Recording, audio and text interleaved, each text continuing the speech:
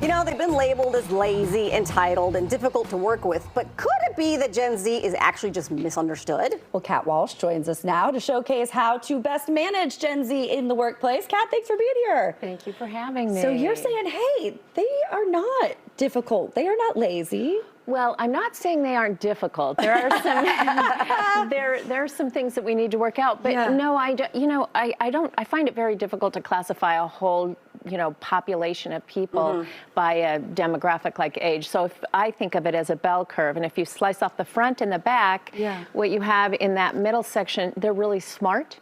They're really motivated. They're curious. They're really innovative, and they just think a little differently than we did. When we were, when I started my career was at the center of everything. Yeah. You aligned your work and where you worked, when you had babies, with your career. And, remember back in the 80s, they used to use the term having it all. Yeah.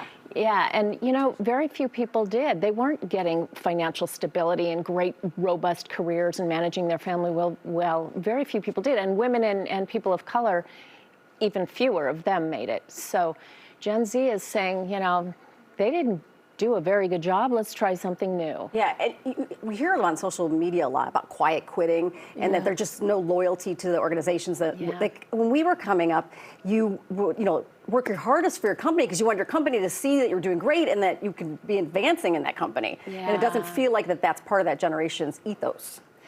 Yeah, there's a couple of things to that. First of all, there's some quirks with our hiring. We hire using software that maps keywords on a resume to a job description, and they're not soft skills and they're not personal attributes.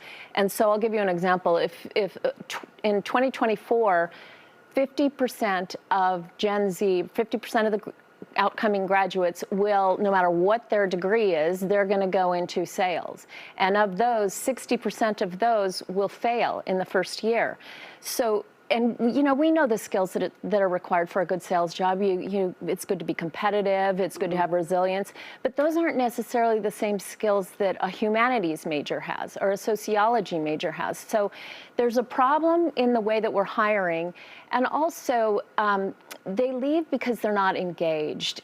84% of Gen Z believes that learning and development is as important or more important than a title or a promotion. So they really want to be engaged. And if you do engage them, they will be loyal. They will be loyal and they'll be committed to really doing a very, very good job for you. So if you have somebody who's watching that says works with a 25-year-old, let's say, and just they don't take it seriously. They're not doing the hard work. When I was young, I went to work every day at this time. I didn't go home till now.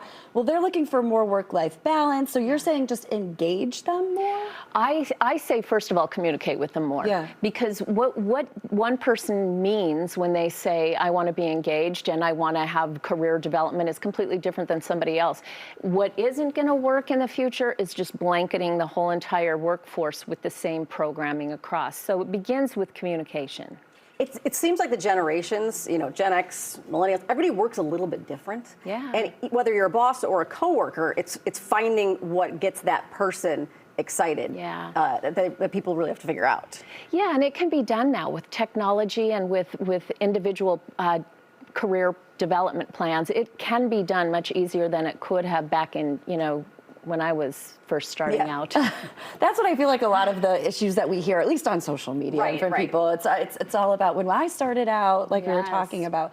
But you're saying even just continual improvement of policies in the workplace. Yes, it takes a long time. Paternity leave, that started in very late 1990s.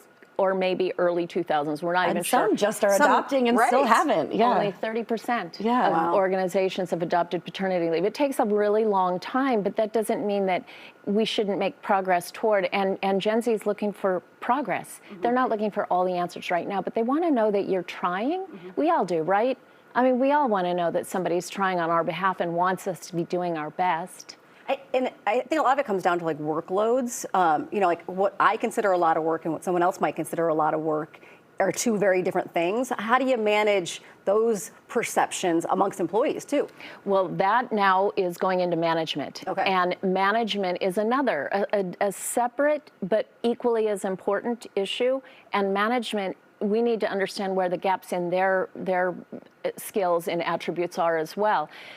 Gen Z in particular wants to be managed for things like mental well-being. I was in the green room and listened to two things while I was waiting. One was Denzel Washington's commencement speech where he said, take risks, but don't be afraid to fail.